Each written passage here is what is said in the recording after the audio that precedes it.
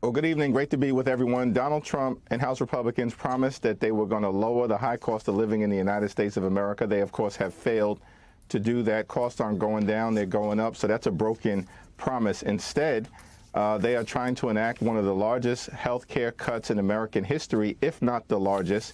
At this point, it looks like $715 billion in cuts to Medicaid that will devastate children and families and seniors and everyday Americans with disabilities. Hospitals could close, nursing homes could shut down. And the reality is, because of this House Republican bill, if it were to pass and become law, people will die. And this is all being done in service of trying to provide a massive tax break to MAGA billionaire donors like Elon Musk and give almost nothing to everyday Americans that Donald Trump and House Republicans promised they would focus on when they lied repeatedly on the campaign trail last year. Mr. Leader, on Saturday, the Committee for a Responsible Federal Budget noted the deficit impact of this bill is well above the Ways and Means allowable increase of $4 to $4.5 trillion. So lawmakers are going to need to make adjustments, including offsets and so forth. And you have NBC News noting Speaker Johnson convened a video call on Monday with members, both the Tax Writing Ways and Means Committee and the SALT Caucus group of blue state Republicans to sort of address that. So you have the reality, sir, that they can't control the numbers the way they'd like because of the fact that, to your point, they're going to have to make some steep cuts in areas that they're saying they're not going to make those cuts. And then you have unresolved other issues among the more middle-of-the-road conservative, moderate Republicans on SALT and other issues. How do you see this playing? How does this get shaped in the House ultimately? Particularly if the Democrats decide to go, all right, you guys put your bill on the table and see what happens. Well, there's a great deal of uncertainty. You have House Republicans fighting with House Republicans fighting with Senate Republicans. They don't know whether to take orders from Donald Trump or Elon Musk or both. The whole thing is in disarray. They've decided to go it alone with this one big, ugly bill and try to jam these far-right extremist policies down the throats of the American people. We'll see what happens this week. We're going to continue to press our case as Democrats that we are defending the health care of the American people. Republicans, of course, are trying to undermine it. And this is not inconsistent with what they've repeatedly tried to do, which is take away health care from the American people. What's egregious about this situation is that it's all being done in service of trying to reward the wealthy, the well-off, and the well-connected. And then, to make matters worse, of course, as you indicated, Michael, they are further adding to our nation's debt and deficit. These people aren't fiscally responsible. They're fiscally irresponsible. They need to stop lying and pretending that the case is otherwise to the American people.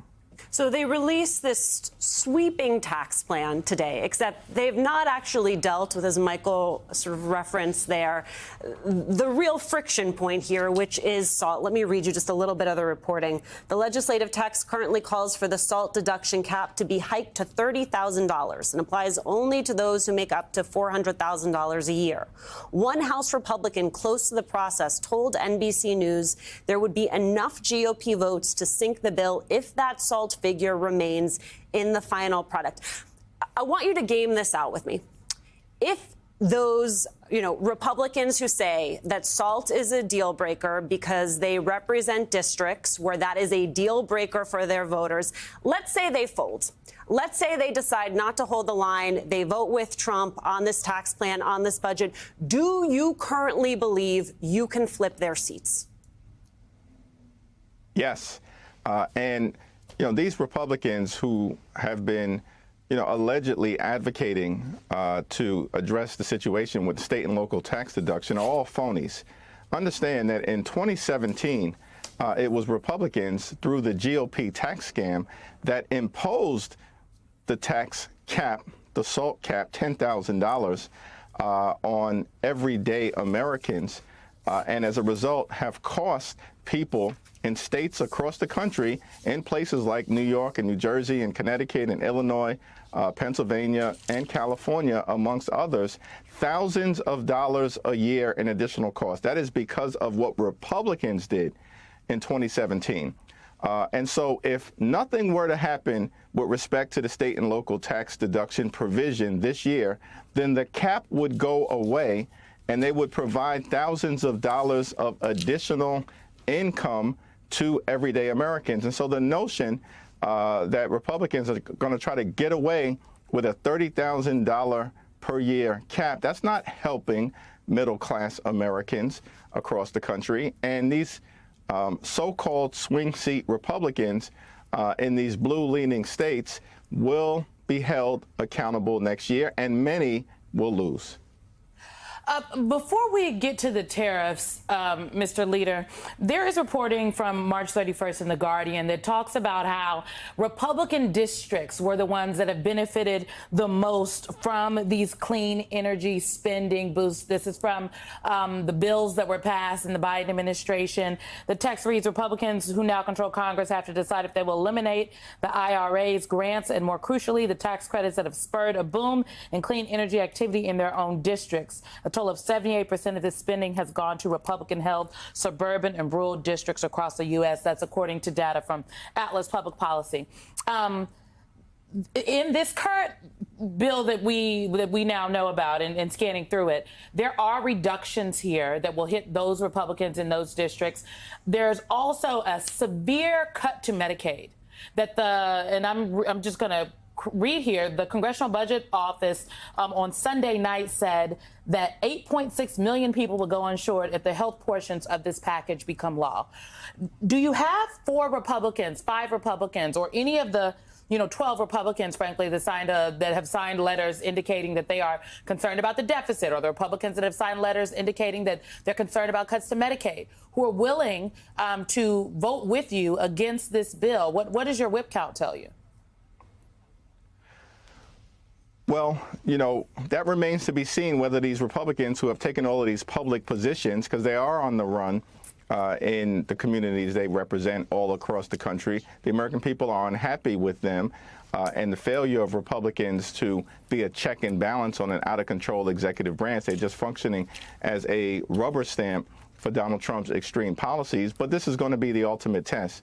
Now, with respect to the clean energy tax credits, and you correctly point out, Simone, that many of the provisions in the Inflation Reduction Act, standing up a clean energy economy, creating clean energy jobs, and also cheaper energy, have benefited red districts and red communities and red states across the country. So to vote to repeal these things is a vote to undermine the very constituents that you represent. Now, there were 21 Republicans who signed a letter saying don't touch the clean energy tax credits. Where are those 21 Republicans right now? All it takes is a fraction of them to actually keep their word as communicated to the people that they represent, and the bill will fail. And so you've got challenges with respect to fiscal irresponsibility, challenges as it relates to Medicaid, challenges as it relates to state and local tax deduction, challenges as it relates to the clean energy tax credits. All you need are 3 or 4 Republicans in either the House or the Senate to just keep their word to their constituents, and this bill will fall. We're going to continue to strongly oppose these egregious provisions that don't help the American people. They hurt the American people, and press our Republican colleagues to have some courage and some backbone for their constituents and do the same.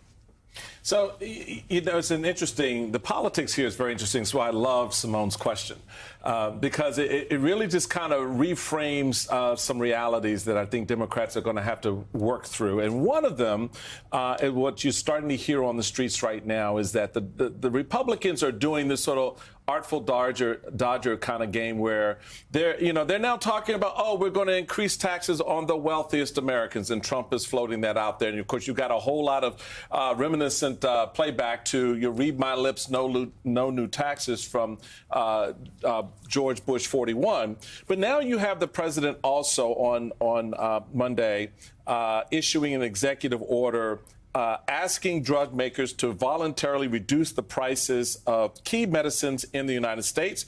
But the order cites no obvious legal authority to mandate lower prices. With his executive order, Trump also opted not to propose measures that could have more teeth in it, such as calling for his administration to work with Congress on legislation or writing regulations to change how government health programs pay for some drugs. That's not the point, right?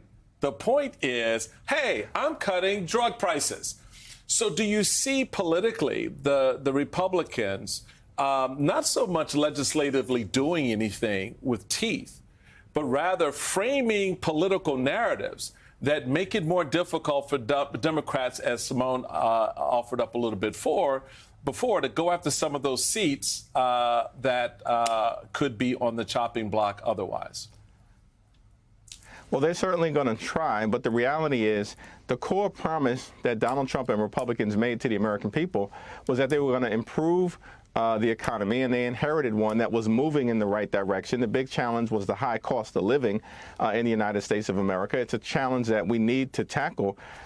They promised that costs would go down on day one, that they would address inflation. Costs haven't gone down. They're going up. Inflation is going up, and a lot of it has to do with Trump's reckless mismanagement of the economy, particularly as it relates to the on-again, off-again tariffs and the mess that he has made with respect to the American economy. And so fundamentally, no matter how much Republicans try to distract from that reality, they will be held accountable for their failure to keep their word, for their failure to lower the high cost of living, and in fact to actually increase costs and make life more unaffordable for everyday Americans. And as you pointed out, with respect to this so-called executive order, it has no force of law.